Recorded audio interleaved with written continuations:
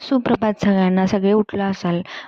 मी पण उठले लवकर, पण आता कसं मी व्यायाम करते रोज अर्धा पाऊण तास, त्यामुळे जरा लेट होतंय आवरायला, व्हिडिओ करायला त्यामुळे चहाला पण लेट आहे बघा. मी चहा बनवलाय. चहाशिवाय का नाही झोपच जात नाही. किती पण काय पण करा, किती मी अर्धा पाऊण तास व्यायाम करते, पण चहा पिल्याशिवाय काय तल्लफ झालेली असत्या आणि डोळंच उघडत नाहीत चहाशिवाय. त्यामुळे मी चहा बनवलाय आणि चहासोबतच खारी नाश्ता बिष्टा असं काय आमच्यात म्हणजे जास्त बनवत नाहीत.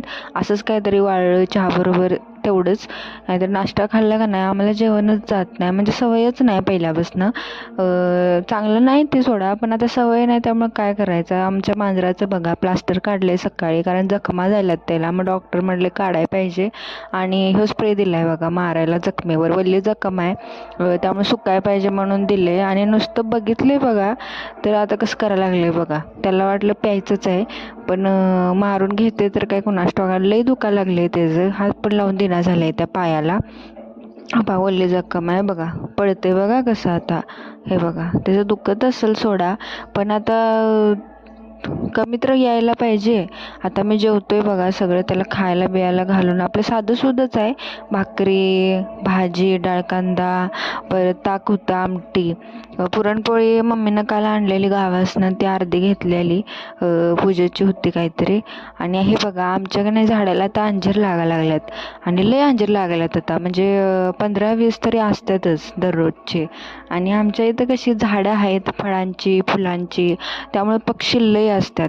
पक्षी लय असल्यामुळे कसं ठेवतच नाहीत झाडाला, म्हणजे आम्हाला खायला नाही ठेवतच नाही. कधीतरी एखादं सापडलं तर सापडलं, आणि तसं पण आम्ही जास्त काढायला बघत नाही, कारण पक्ष्यांसाठीच ठेवतोय.